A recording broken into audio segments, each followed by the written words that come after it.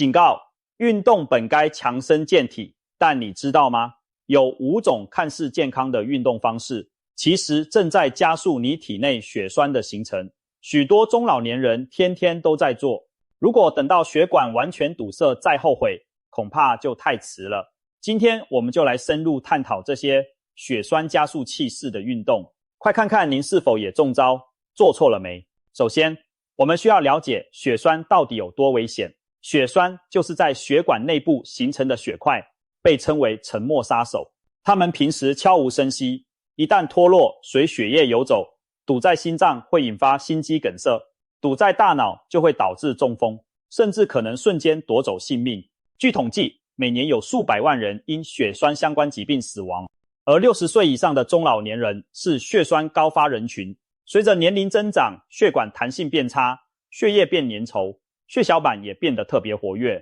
动不动就在血管内结团成块。因此，中老年朋友既要防止不运动引发血栓，也得警惕错误的运动加速血栓形成。接下来，我们就来揭晓5类迷惑性极强的血栓加速器运动，看看您是否也在不知不觉中扬出了血栓。1. 久坐后突然剧烈运动，血栓最爱的瞬间冲击。您是否有过这样的情况？在沙发上一坐就是一整个下午，随后猛地起身去运动或干活。很多中老年人退休在家，常常一坐下来看报、打牌、看电视就是几小时，然后突然想到要锻炼身体，就立刻做几组剧烈体操或者快走。然而，久坐后骤然运动是极其危险的行为。为什么呢？长时间保持坐姿不动时，我们下肢的血液循环会大幅减慢，尤其是双腿弯曲久了，小腿肌肉一直不收缩，血液就像一潭死水淤滞在腿部深处的静脉里。或许短短2-3个小时不起身，腿部静脉内就可能已经开始形成微小的血栓了。这种情况就像经济舱综合症，长途飞行久坐不动，血液粘稠度增加，流速变慢，下肢深静脉很容易长出血栓。可怕的是，很多人丝毫没有感觉，站起来时，血栓可能已经在腿里虎视眈眈。当您突然用力活动时，就相当于猛然摇晃沉淀很久的水瓶，把瓶底的沉淀物血栓一下子搅了起来。结果呢，这些血栓碎片随着血流快速冲向全身，如果堵到肺动脉，就会引发致命的肺栓塞。若是不幸随血液上行进入脑部动脉，那可能瞬间就造成中风。案例警示，有位60多岁的老伯，平时喜欢打麻将，每次一坐就是4-5个小时不动。某天他刚打完牌，站起身准备回家，突然觉得天旋地转，一头栽倒。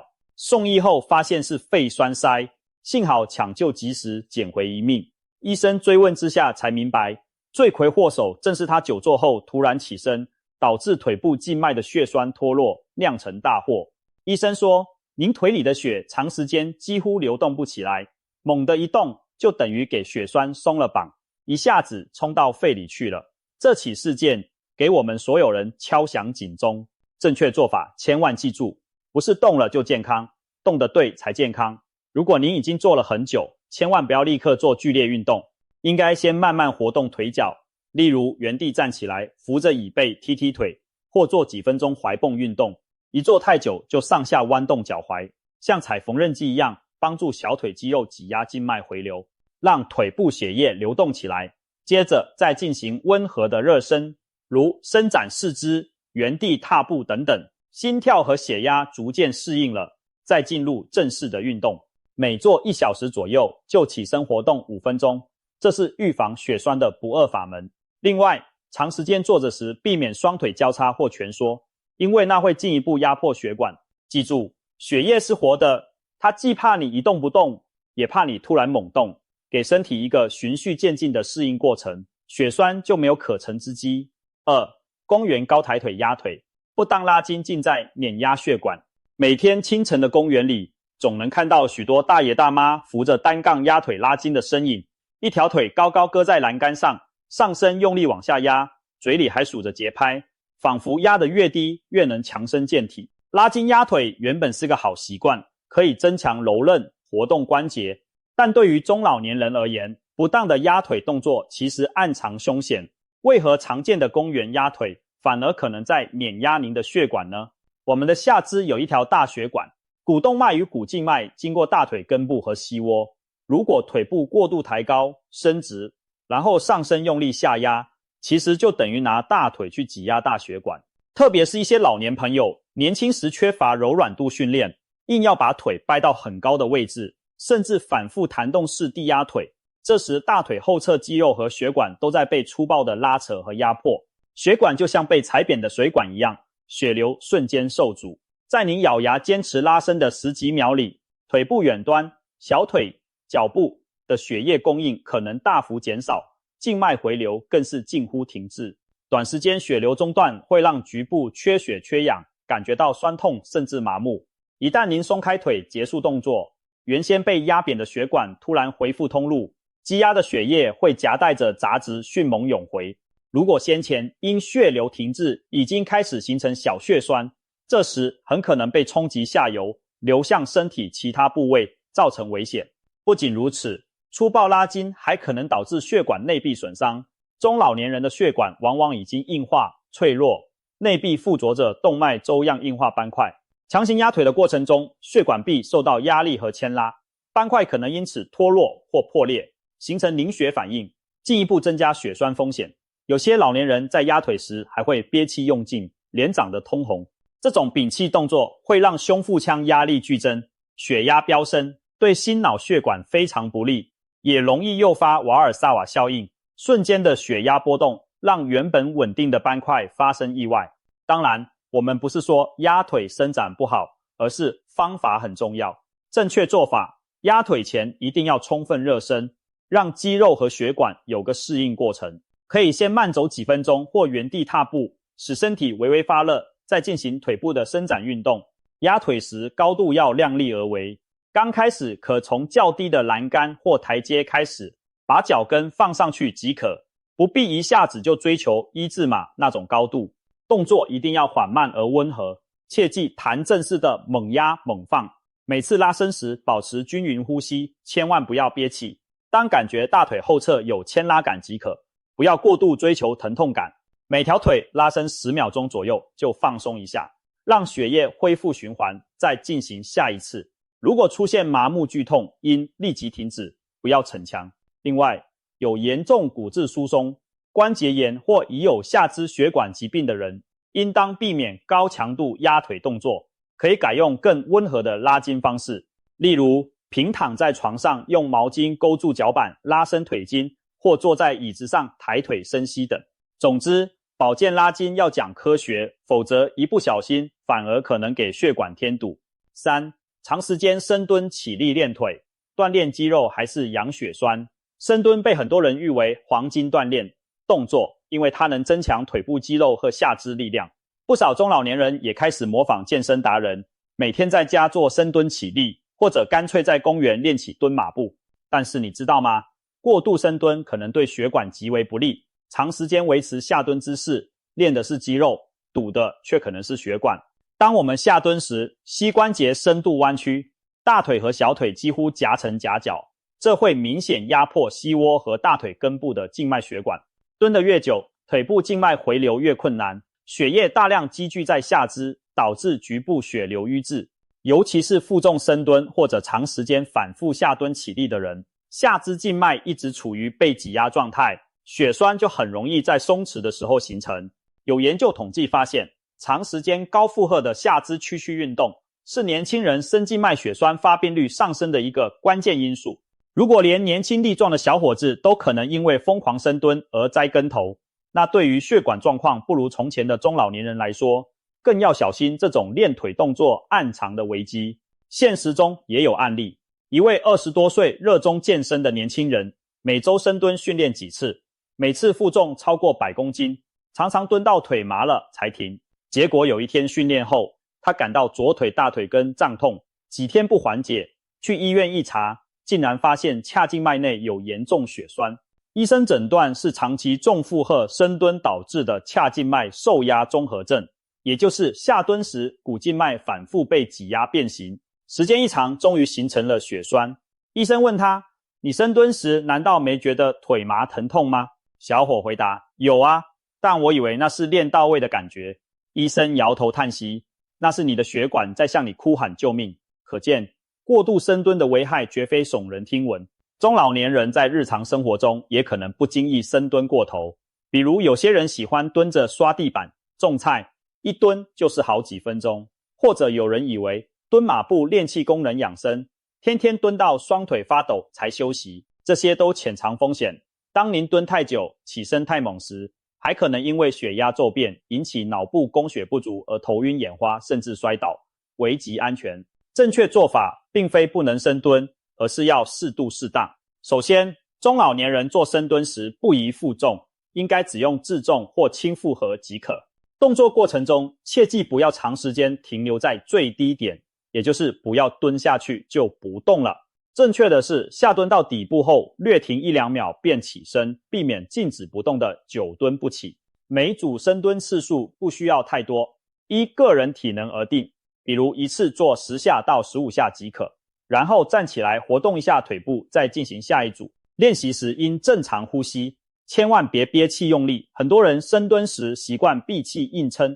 这会让负压剧增，血压骤升，不仅伤血管，也容易在起身时头晕。正确的是下蹲时吸气，起身用力时吐气。还有，如果出现腿部麻木、剧烈酸痛或浮肿，一定要停止并及时检查，排除血栓可能。日常生活做家务时，尽量避免长时间下蹲，姿势不变。如果需要蹲着干活，最好每半分钟到1分钟就起身站直活动一下，或者干脆换成坐在小板凳上来完成，减少对下肢血管的压迫。通过这些调整，既能锻炼腿力，又能守护血管通畅。4. 长时间骑自行车，持续久骑，让血液变浓稠粥。骑自行车是许多中老年人喜爱的有氧运动，不少朋友每天清晨都骑车锻炼，有的人甚至一骑就是1-2个小时，觉得出一身汗特别畅快。然而，过长时间的骑行可能也是血栓按伏的高危动作之一。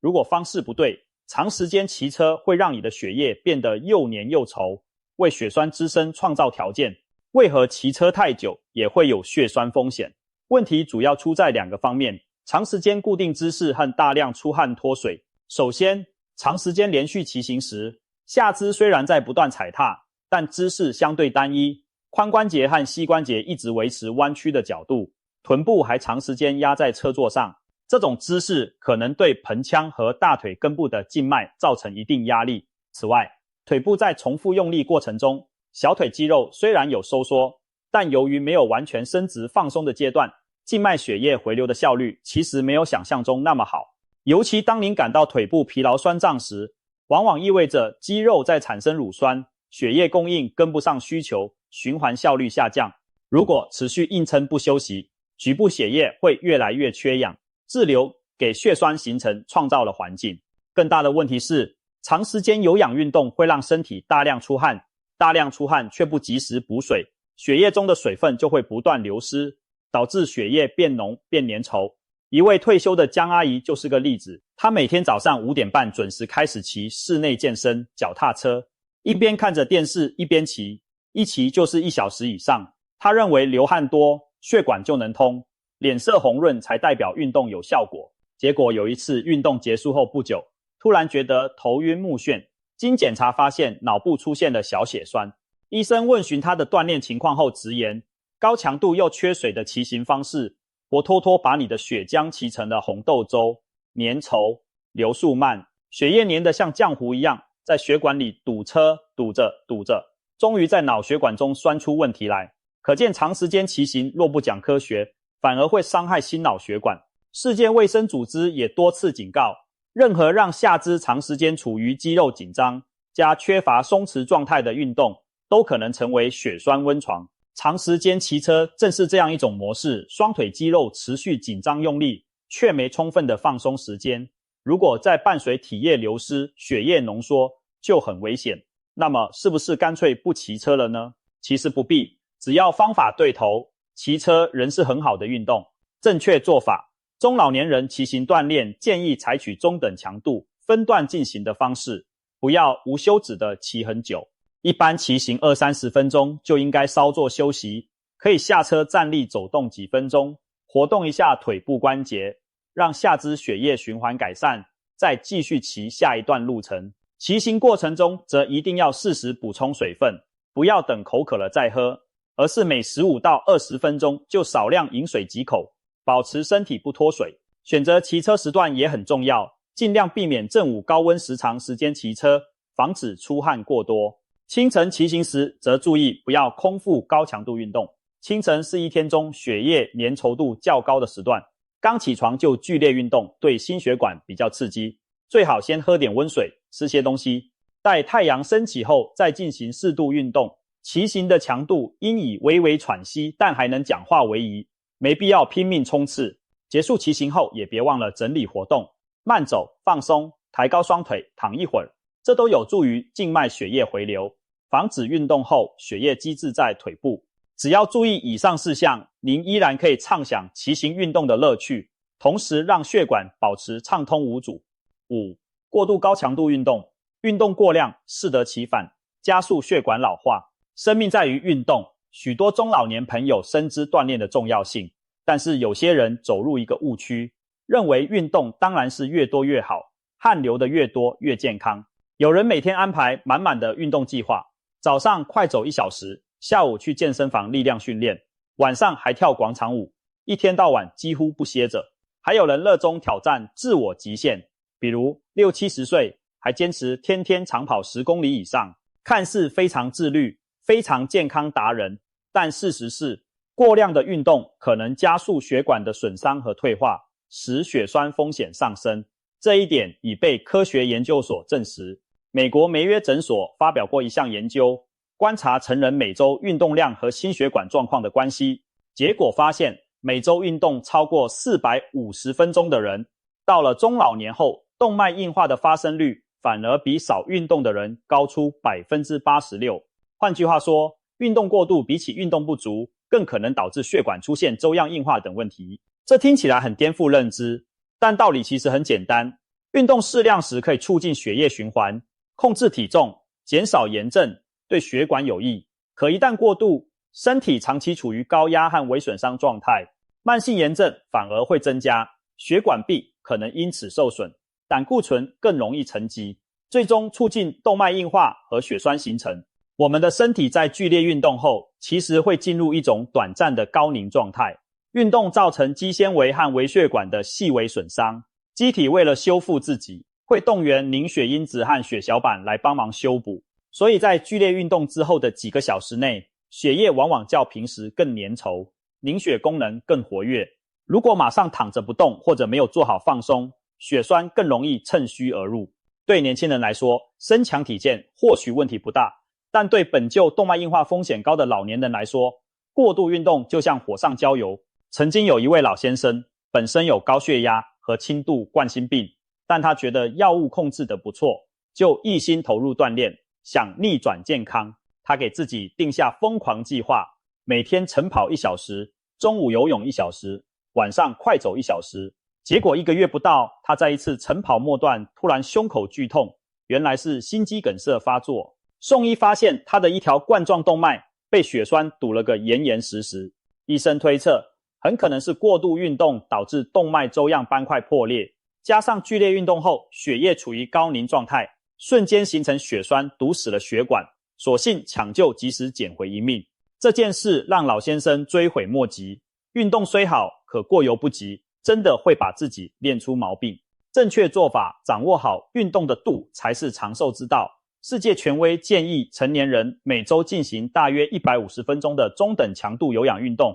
或75分钟的高强度有氧运动，外加2次肌肉力量练习即可。中老年人更应量力而行，选择温和持续的运动，例如快步走、太极拳、游泳、广场舞这些对关节冲击小、节奏适中的项目都不错。但即便是这些运动，也不宜没完没了的做，给身体留出休息恢复的时间非常重要。建议每周至少有1-2天是休息日，或者只做轻微活动，让心脏和血管得到放松调整。运动时密切留意身体反应，如果出现极度疲劳、头晕、胸闷等不适，那就是身体在发出过载警报了，应该立刻停止休息，日后也要减少强度，运动后注意拉伸和补水，可以减轻身体的应激反应。还有心血管基础病的老年朋友，一定要遵医嘱选择适合自己的运动量，别随意跟风年轻人的锻炼模式。永远记住，中老年人的运动是为了健康，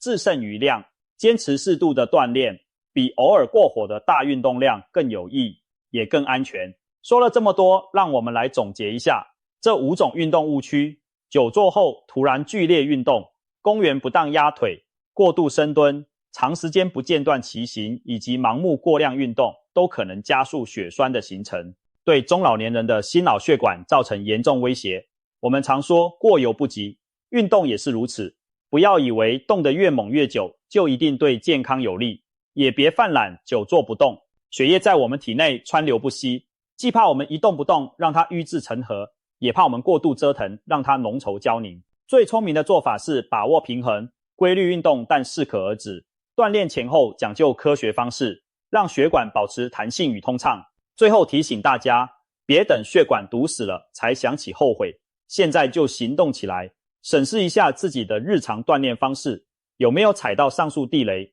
如果有，立即做出改变，还来得及。养成良好的生活习惯，避免让血栓有机可乘，同时关注自己的身体信号，例如腿部莫名肿胀、行走时疼痛、胸闷气短等，这些都可能是血栓在提前预警，要及时就医检查。愿每一位朋友都能运动得安全又健康，既强壮筋骨，也养护血管。记住，运动不能只图一时痛快，更要讲究方法智慧。从今天开始，远离那些加速血栓的错误方式，选择科学适宜的运动习惯，让我们的血管畅通无阻，健康长寿。祝大家都能动得对，血管畅，远离血栓，安享生活。